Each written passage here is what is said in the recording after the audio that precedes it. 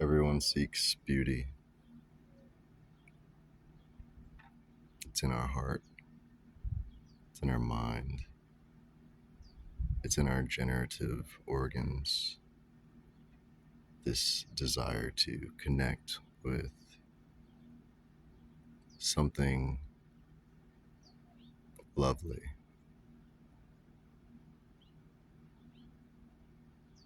beauty. Why does it seem to evade us?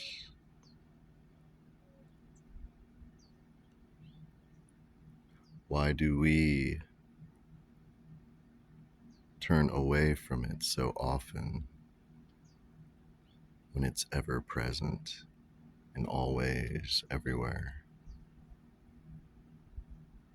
Perhaps it's because we deny the artist in us.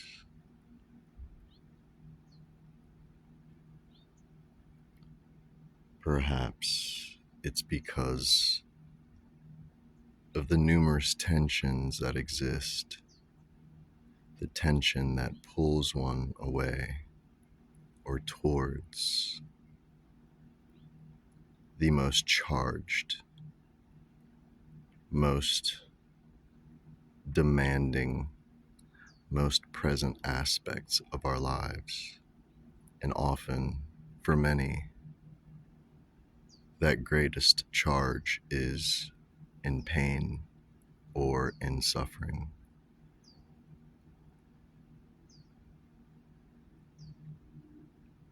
I made a short video call the other day to some loved ones, and while I was somewhat eager is not the word, but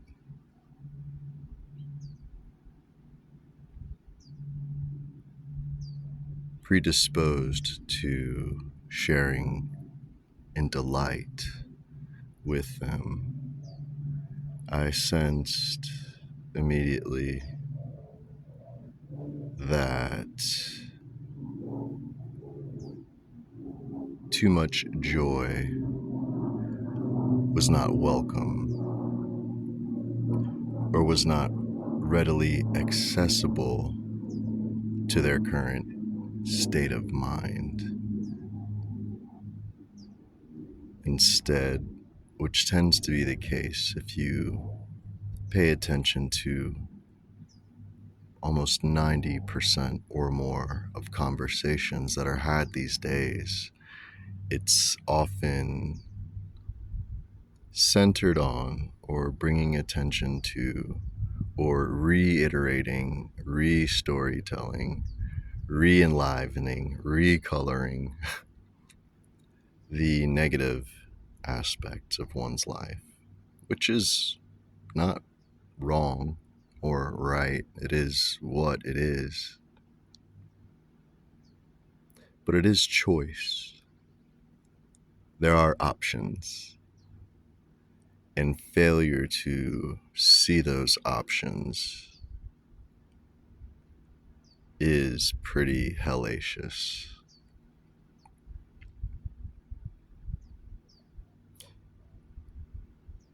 Oftentimes, depending on who the mother is, when a child is born, despite the great labor that is endured, the presence of that little one who's initiated into this world, who's passed through and birthed into this place, their presence alone and the end of the labor and the new cycle, let's just say the presence is so great that the pain and the labor becomes a background, becomes secondary. It's not the primary focus.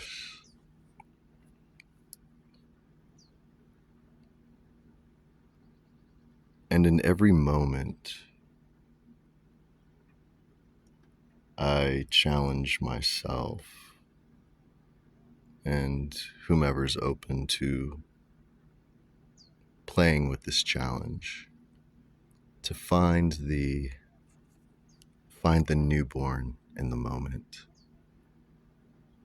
even if it's something that's not brand new, even if it's an aspect or a quality that has been around for a while. But whatever the circumstance might be, whatever the conversation is, whatever the silent moment alone might be, the challenge is to be present with that beauty. There's a term I recently come across. I forget its origin. It may be Latin or Greek. But the term is venerari. You want to hop in the Rari? Venerari. Venerari. Venerari. And it comes from the word venerate comes from this word, which is also related to Venus. Venus being the planet of triumph. And triumph is beauty, is it not? Triumph is what calls us to life. So in saying all this, I don't mean to deny the negative or the difficult or the challenging. Thank God for these things. Otherwise, there'd be no triumph. There'd be no recognizable beauty without these challenges and hard things, right?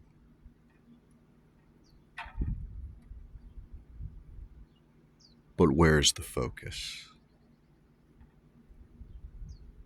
And perhaps this is more a conversation about spirit than it is about the mental. Maybe it's more about the soul than it is about the cognitive. Maybe it's more about the drive than it is the factual circumstances. Cottontail.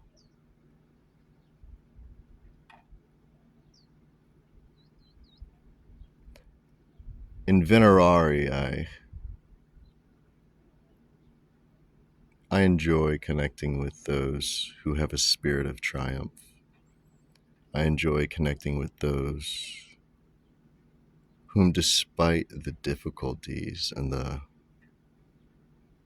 dragassery of life and the bullshit and the difficulty and the grossness and the unfairness and injustice and all the other things that exist, not to deny these things. Everything has its place. But oh, how I love connecting with and knowing that those people exist who have a spirit of triumph, who above all things are magnetized by beauty. This is what calls us to life. Don't be fooled by the kinetic presence of damnable things, because encompassing all of this is triumph. Something so great, so beautiful. They say it's in the eye of the beholder. And oftentimes people will want to surrender that power up to some other being besides themselves. But you, my friend, are the beholder. What you behold is for you. And it is for you. What will you make of it?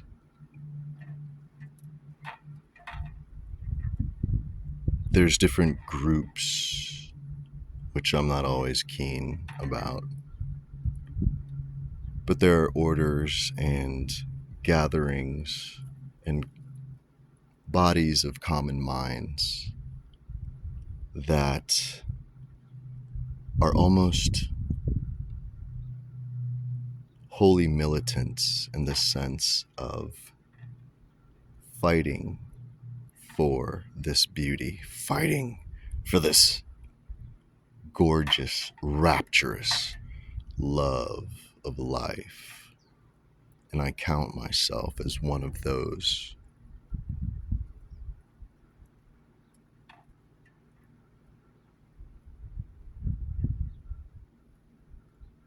Yes, I understand it is a luxury. In this world, it is a luxury to be able to reflect, or perhaps it's a luxury one affords themselves. Great authors, great leaders, great people of inspiration in the most down and out times. There's so many records of this where they, despite the circumstance, despite the down and dirtiness of it all,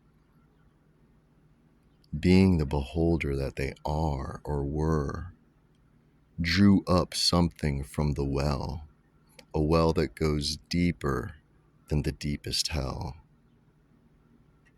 and a fountain that springs up beyond the highest heaven.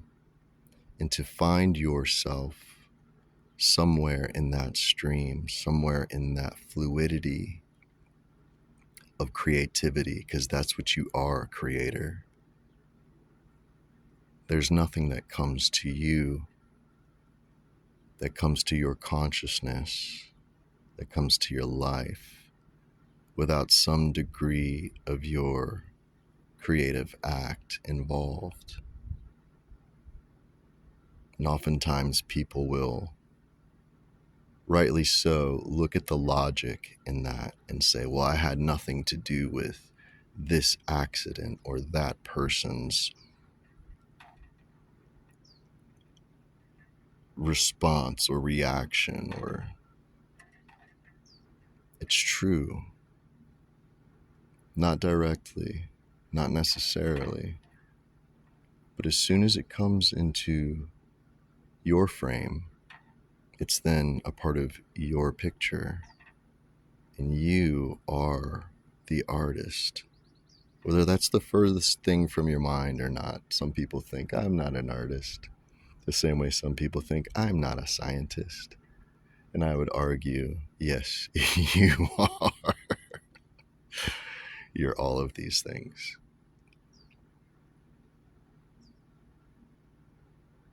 What will you make of it? So, almost going full circle, the conversation I had with the loved ones the other day, where I almost felt I couldn't be too open or too haha or too, oh, how great things are, even though not every single thing is great. Jesus, like, I can make a list of bad things. Anyone can do this. I can talk about bad things. I can talk about what's not right. You want to hear about the pain in my back? Fucking for what? You know? You want to hear about all the silly little things that could potentially steal my attention and that I could just pass on to you in a viral manner through my emotion, through my words? Is that what you're interested in? Because I'm not. Not unless, there's active reconciliation in that. But just mentioning it just to mention it, what the fuck? I don't want to do that to you. What's the point? There's a billion other sources that are more than willing to do that.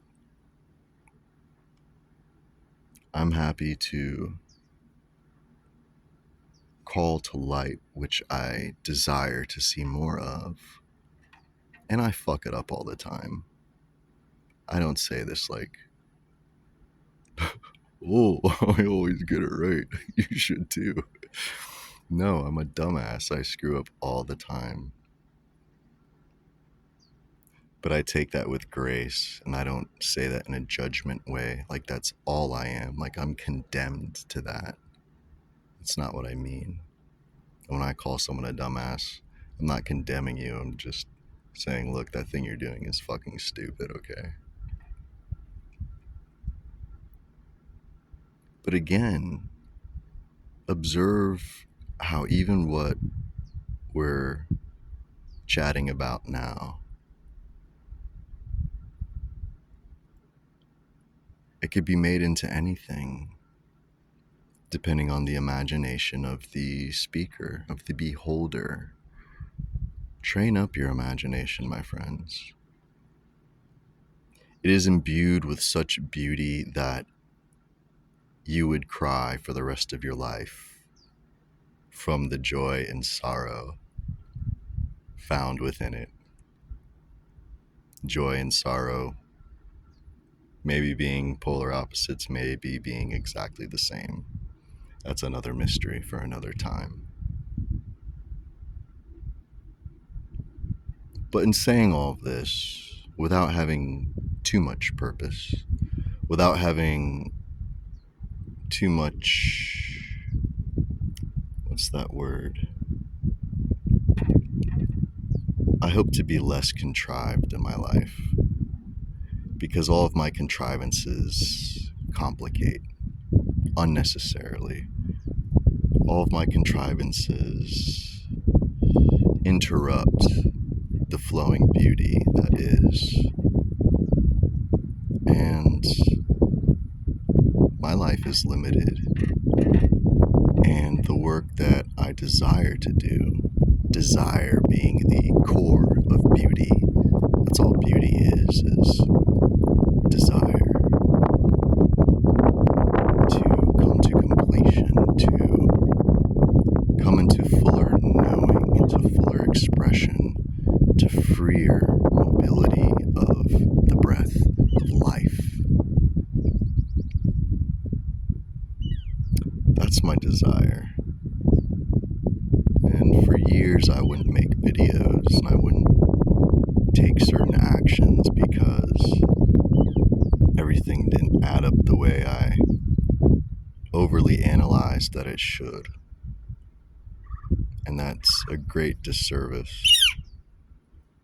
It's been a beautiful lesson.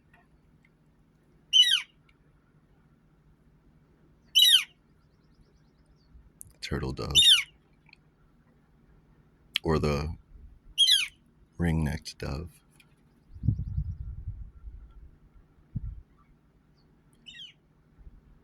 You know, Carl Jung said something along the lines, or maybe it was the guy who wrote Brave New World, Aldous Huxley, or maybe it was someone else, I don't know. It doesn't matter so much who said it. But something along the lines of, it definitely wasn't Jung. When the eyes of perception are clean, or the doors of perception, or whatever, you truly see things for how they are.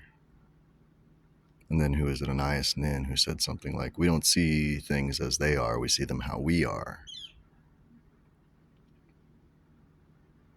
And so I invite you in how you are to be more beautiful. It's not just a look. It's not a fashion thing. Venerare, it's to venerate. This is worship. Everything you're doing in your life is a form of worship. If you're burning ATP, if your blood is flowing and your heart rate is changing based on what you're interacting with, that is a form of worship. When a creature is escaping a predator and it's making all of its moves, it's doing everything it can, it's in the moment, that is also a form of worship, right? Worshiping its present moment, its life, its giving everything it's got to uplift what? Itself, to uplift its possibility for another breath. It is high stakes out here, y'all. Life is high stakes. And as far as we know, this is it. Make it great. Be great. Be great. You are great. Don't deny it. When the eyes are open, you see endless connections, endless confirmations, endless. You only stop seeing the connections when you stop looking, or when you start looking for the disconnect. And being the creator you are, you can manufacture that in an instant. But the miracle of life, of human life, of this life, is that in an instant, all darkness and terror can turn to light and joy. If so be that ye enjoy it, if you know the way. There is a golden thread,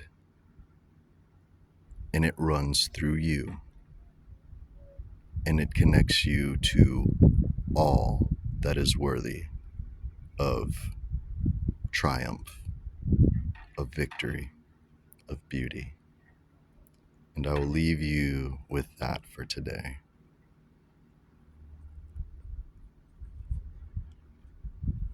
I'd say I hope this meant something to you, and I do. But more than that,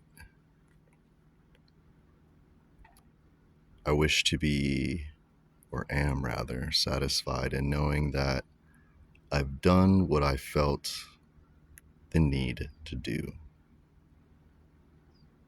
without a whole lot of hope for fruits involved. As the saying goes, when seed falls on fertile ground, it'll spring up. If it falls on barren ground, it will just probably be eaten by the crows. But nonetheless, when it's your season, bloom, bloom, bless, breathe, and bloom.